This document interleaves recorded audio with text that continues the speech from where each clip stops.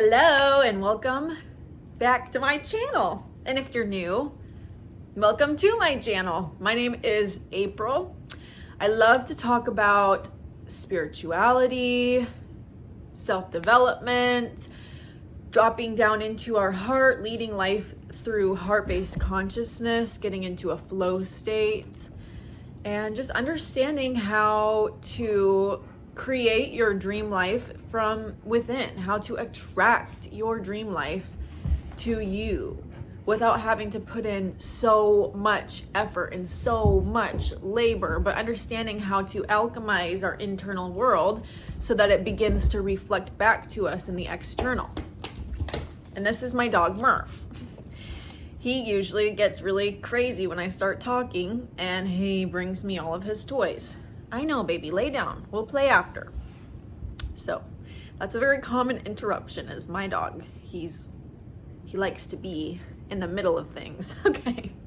And before we get started, I would love to recommend my 21-day higher self integration and activation event.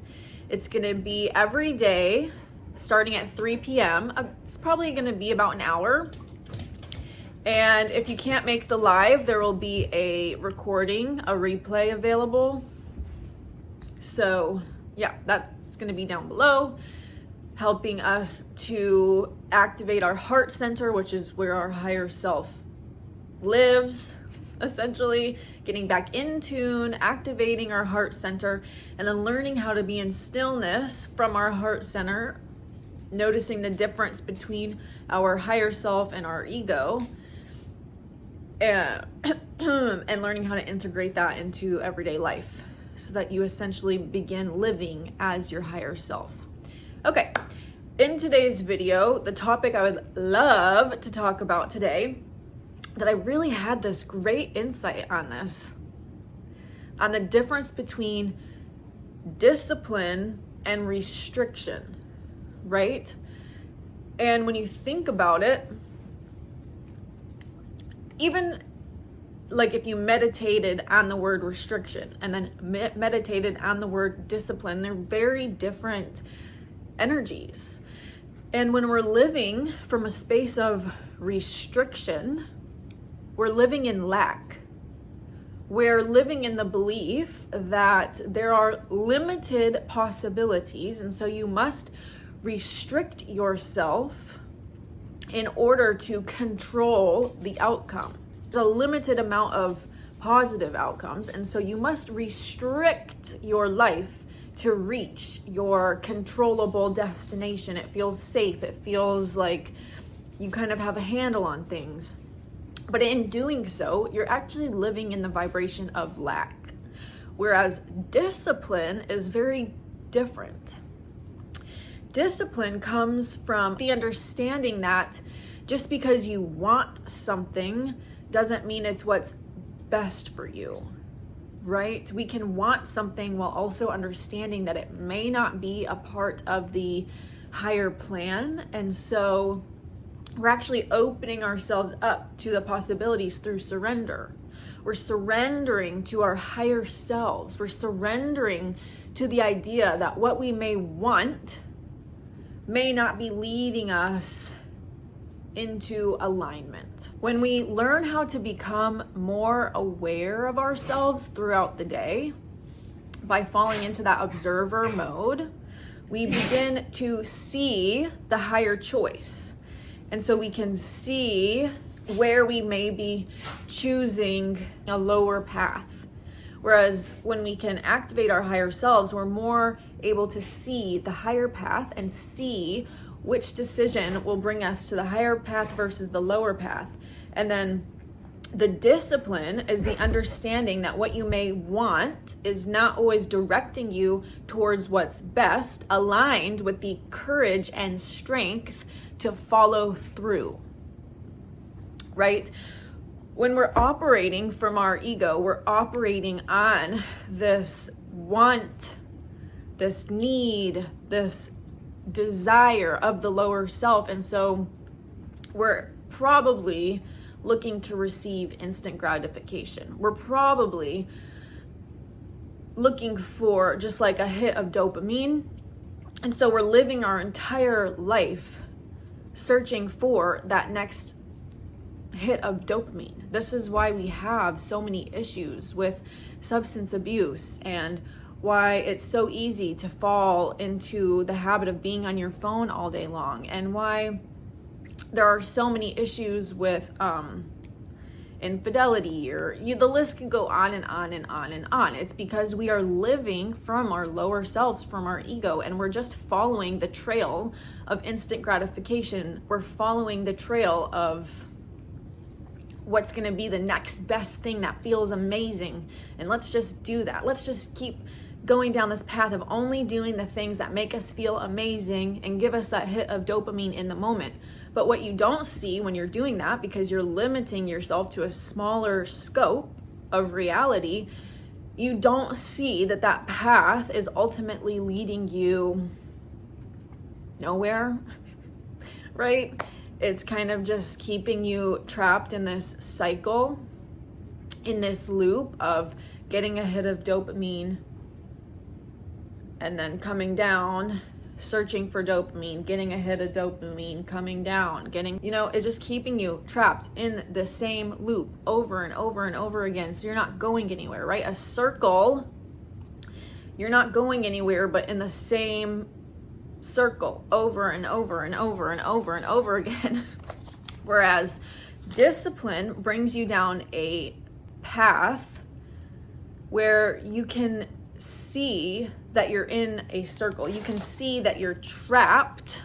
See what choices are actually going to bring you into a spiral. And a spiral is in a constant state of expansion and evolution, and it goes on forever and ever and ever and ever and ever and ever. It's ever changing and evolving, a spiral, whereas a circle just keeps you trapped in the same loop over and over and over again. So when we're able to understand and see the higher path and be disciplined enough with courage and strength to choose the higher path, that is where evolution is. And it may be more uncomfortable. You may not want to deny yourself of that hit of dopamine. You may really want the dopamine, but you understand that that is leading you nowhere. It's leading you into a closed loop over and over and over again. Whereas sitting with the discomfort, you don't even have to choose anything else. You can just choose to not do the thing that's going to give you instant gratification, and to sit in stillness, to go for a walk and observe that sense of extreme discomfort that arises when you don't instantly get the thing.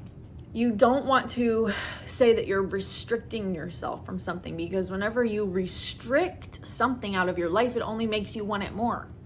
If I locked my phone away and said you can't look at your phone from 5 p.m. on, it's gonna make that like itch even itchier. I'm gonna want my phone even more. The restriction gives me like almost like this enticing, like, ooh, I feel like I'm missing something. I feel like I'm lacking something. And so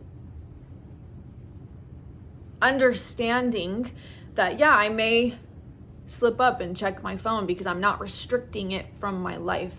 I'm moving more into a flow state with discipline. So whenever we do this, it's not going to be perfect. I'm going to end up checking my phone and then being like, oh, I see what I just did there, and learning how to not shame myself, but to just let it be, and then to be like, okay, well, now that I see what's happening, I'll just set my phone down, right? And I could do that. Sometimes I do that like 30, 50 times a day. I'll watch myself pick up my phone and check my notifications, and I know, I can see exactly what I'm doing, and it can be extraordinarily infuriating. But with this mindset of discipline over restriction, you're training yourself to sit in discomfort without making something feel like it's taboo. Because with that taboo, it makes you want it more. With the restriction, it makes you want it more. And I actually learned this a few years ago. I went full vegan, raw vegan. I cut out sugar, I cut out caffeine. I stopped watching TV literally all at once for like 6 months. I went 6 months in this very restrictive lifestyle. And then something really traumatic happened. This was a few years ago, so my husband's fine now, but he ended up falling off of a ladder and breaking both of his arms. And it was a very stressful time for me to be his arms and my arms. So I ended up binging on all of the things I was previously restricting myself from. I went crazy with the caffeine, with the sugar, binge watching TV. Like, it was what I turned to because something stressful happened and I didn't have a proper foundation of discipline, of understanding why I choose the higher path, of understanding why I'm not giving in to instant gratification.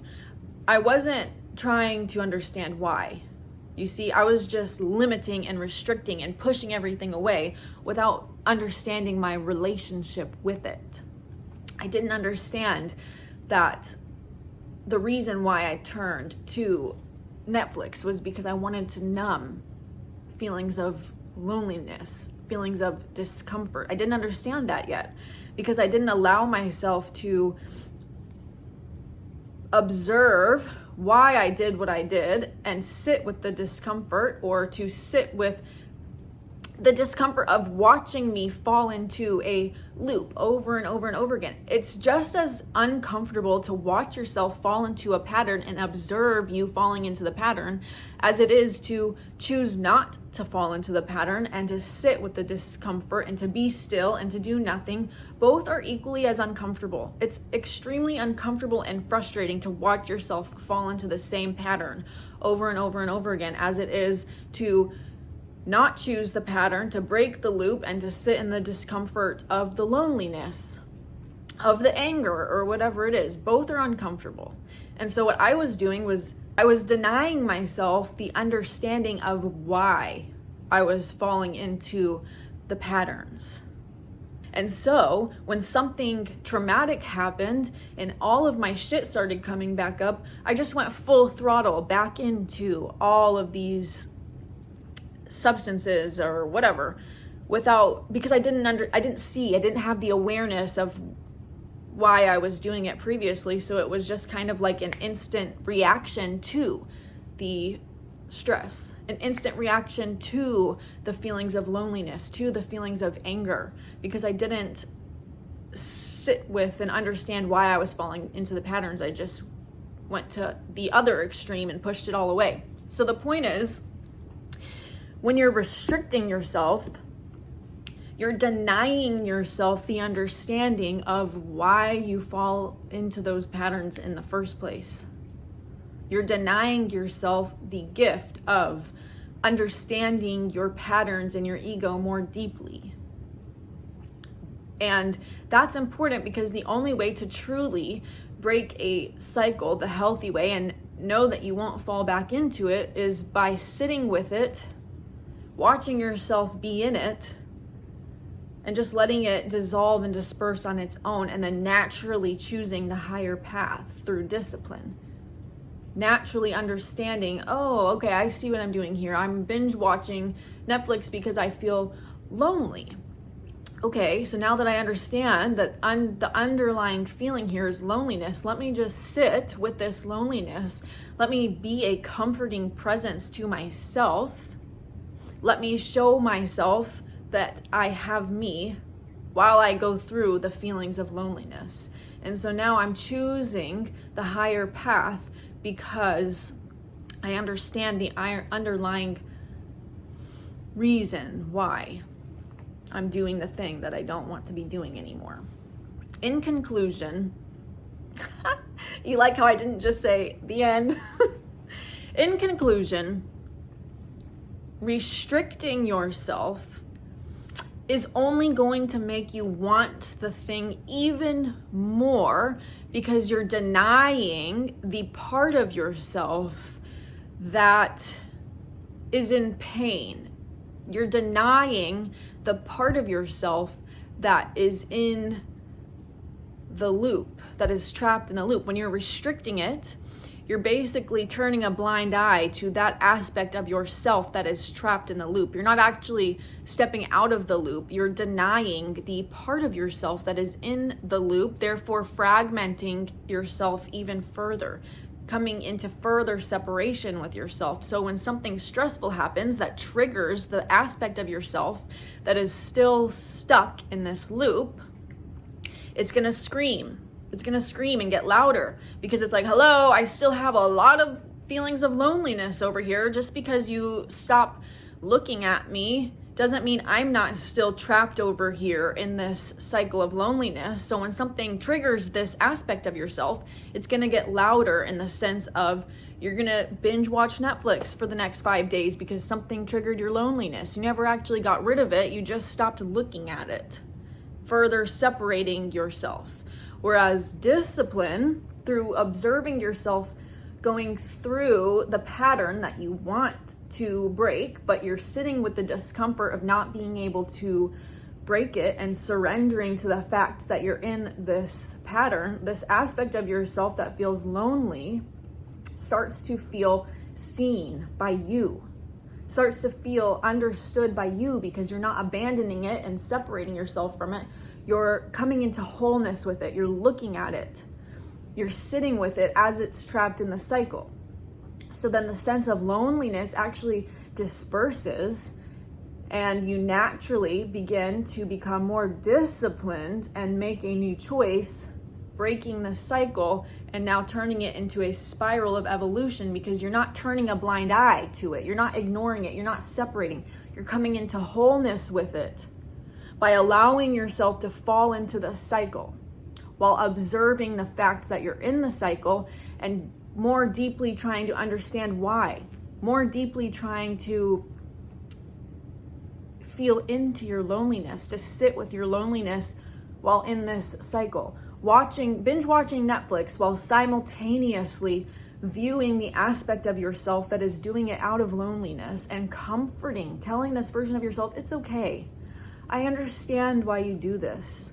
I understand why it's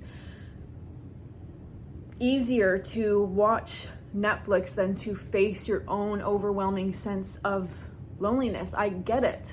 And just sitting and being there with yourself until eventually you will no longer turn to Netflix because you have now created a sense of wholeness within yourself. You have now created a sense of trust with yourself and understanding with yourself that you are going to be there for this aspect, that you aren't going to turn a blind eye to it, that you are going to come into wholeness with it and comfort it. So now it feels seen and understood and validated by you. So it no longer needs to turn to watching Netflix to fill this hole. It understands that it has connection in you.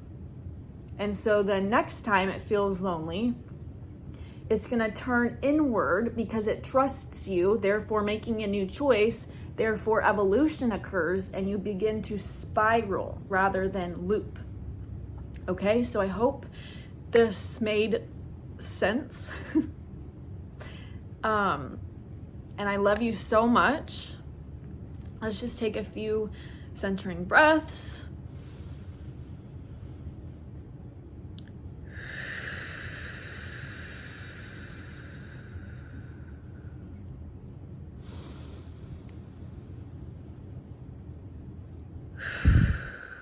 And I will talk to you guys later.